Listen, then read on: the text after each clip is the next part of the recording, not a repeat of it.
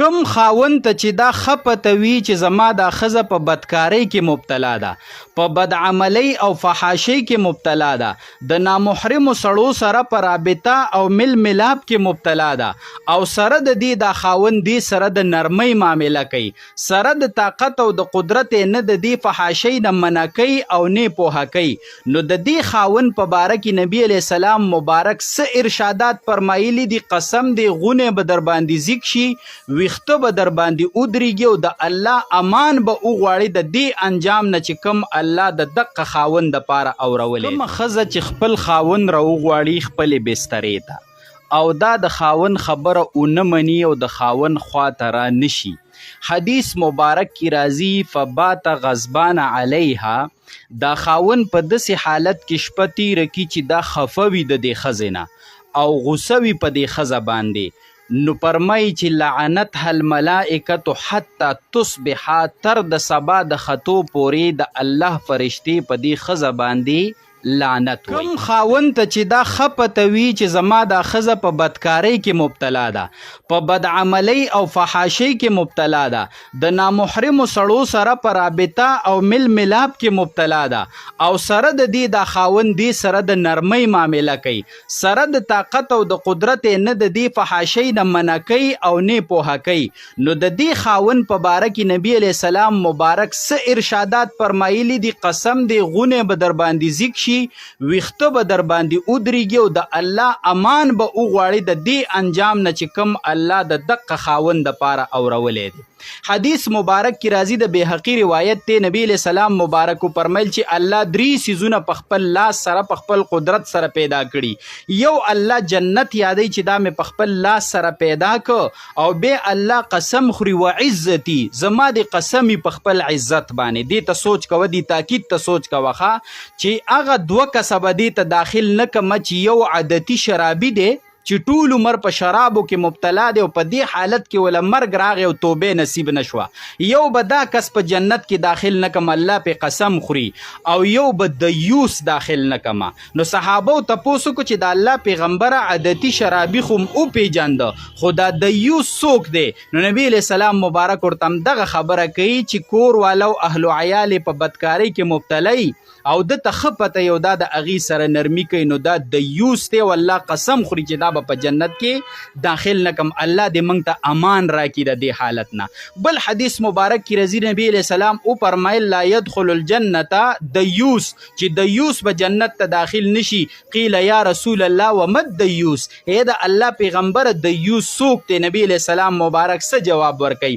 الذي تزني امراته وهو يعلم بها، دا هغه کس دی چې خزه په بدکاری په زناکاری کې مبتلا ده او د تخپته د باوجود د دې نه منع کوي، نو دا دیوس دی.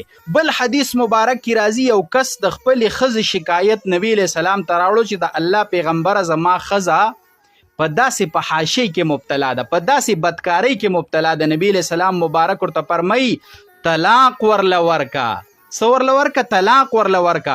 نو دا کس وی انی احبها وهي جمیله، اے د الله پیغمبر زه د هغې سره محبت کوم او هغه ډیره ښایسته ده. نو نبی علیہ السلام د ابو داود او د نسائی په روایت کې راځي چې نبی علیہ السلام مبارک ورته وفرمایل امسکها اذن، چې دا ښځه بیا منع کا، دې ته څه وکړه، دې ته نصیحت وکړه، دا پوهه کو، دا منع کا. د دې حدیث مبارک نه دا مسله ثابته شوله که ښځه نه منع کېده، نه پوهېدله، صحیح شوله که نه، سره د بار بار پوهولو سره د منع کولو، نو بیا دې ته طلاق ورکول څه دي؟ دا اولا او بهتر دي. نن تاسو نظر وکئ چې په معاشره کې گاون پی پوی علاقه و کلی پی پوی، نو خاون با پی سنگ پوی نی.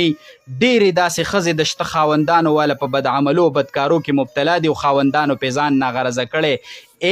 د دې معاشري د یوسو خلکو په پښتو کې ورته دوسان وی.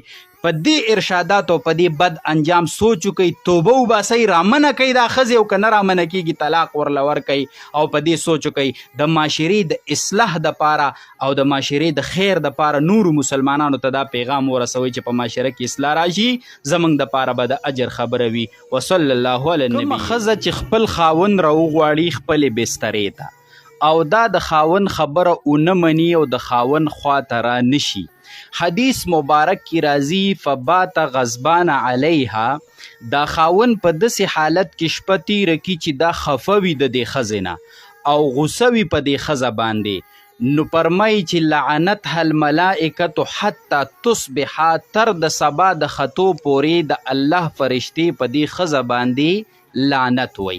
د دې ښځې په حق کې د فرشتو وینا دا وي چې ته دې د الله د رحمت نه لرې یې او ته دې د الله غضب ته سي نږدې یې، لحاظه دا ډېر خطرناک وعید دی. دا په هغه وخت کې چې ښځې ته شرعي عذر نه وي او دا انکار کوي. که چېرته شرعي عذر و، بیماري وه، یو بل تکلیف و چې د دې د وجې نه دا ښځه قادره نه وه په دې باندې، نو بیا پکار ده چې خپل عذر پیش کړي او خاون له پکار ده چې دغه عذر لحاظ وکړي، او که نه عذر یې پیش کو خاون عذر نه منو، عذر معقول عذر و، شرعي عذر و، او ښځې انکار وکړو، نو بیا ښځه په دې ګنهګاره نه ده. خو که شرعي عذر نه دی او هیڅ بې حسه دا د خاون خبره ونه مني او د هغه خواته را نشي، نو په دې حالت کې چې دا شپه سبا کې نو د الله فرشتې پې څه وی؟ لعنت پې باندې وی، لحاظه په دې خبره باندې ځان پوهه کوي. بل حدیث مبارک کې څه راځي؟ کومه ښځه چې د خاوند د اجازت نه بغیر د کور نه وځي، د خاون اجازت ورته نه وي، د هغه نه پوښتنه نه کړي او د خپل کور نه دا وځي، نو حدیث مبارک کې راځي چې د اسمان فرشتې، د رحمت فرشتې او د غضب فرشتې دواړه په دې ښځه باندې لعنت رالیږي تر د هغې پورې چې دا واپس شوي نه او دې توبه ویستلي نه.